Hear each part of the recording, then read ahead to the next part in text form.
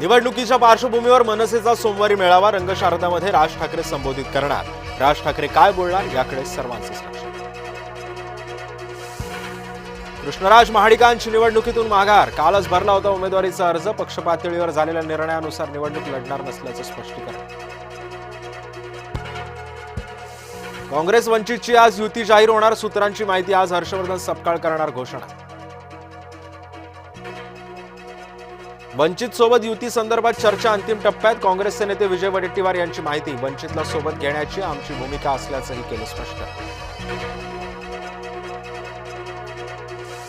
मुंबई पालिकेसंदर्भात भाजपची बैठक होणार। भाजपचे राष्ट्रीय महामंत्री BL संतोष यांच्या उपस्थितीमध्ये बैठक। महायुतीच्या जागा वाटपाचा तिढा अजूनही गायब।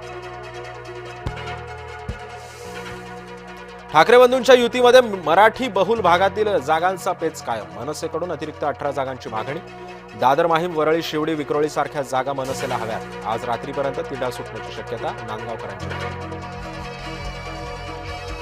शिवसेना भाजपमध्ये मुंबईतली 20 जागांवर प्राथमिक चर्चा। 207 जागांचा तिढा सोडवल्यानंतर उरलेल्या 20 जागांवर चर्चा।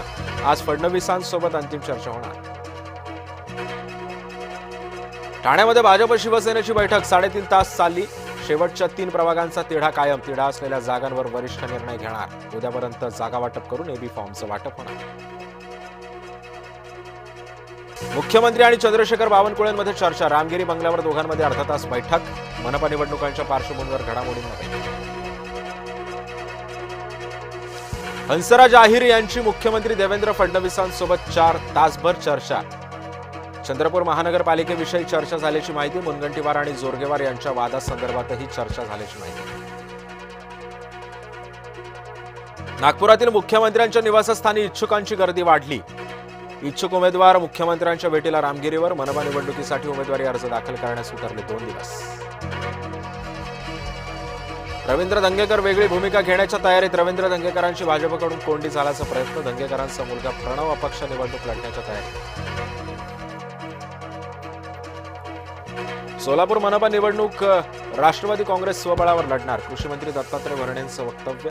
मंगळवारी अर्ज भरण्याच्या अखेरच्या दिवशी सर्व उमेदवारांच्या नावांची घोषणा। नागपुरात प्रचार रॅली सभांसाठी मनपाचे कडक नियम। विना परवानगी सभा घेतल्यास 1.5 पट दंड। महानगरपालिकेच्या अधिकृत वेबसाईटवर दंडाची रक्कम उपलब्ध। देशातील पहिल्या AI सेंटरचा शुभारंभ बारामतीत। उद्योगपती गौतम अदानींच्या हस्ते उद्घाटन। पवार कुटुंब एकाच मंचावर। रेल्वेच्या 3ही मार्गांवर आज मेगा ब्लॉक। पश्चिम रेल्वेवर आज आणि उद्या 333 लोकल सेवा रद्द। कांदिवली बोरिवली दरम्यान 6व्या मार्गिकेचं काम। बीडच्या नेकनूरमध्ये भर रस्त्यावर मारामारी। दहशत माजवण्याचा प्रकार। हातामध्ये लाकडी दांडकं घेऊन जातानाचा व्हिडिओ समोर। हिंगोलीतील वसमतच्या बुधवार पेठेमध्ये 2 गटामध्ये हाणामारी। मारहाणीमध्ये 3 जण गंभीर जखमी। जखमींवर रुग्णालयात उपचार सुरू। निफाडच्या कसबे सुकेनेमध्ये नायलॉनच्या मांजामुळे चिरला गळा। वेळीच उपचार मिळाल्यानं तरुणाचा जीव वाचला। गळ्याला पडले तब्बल 10 टाके।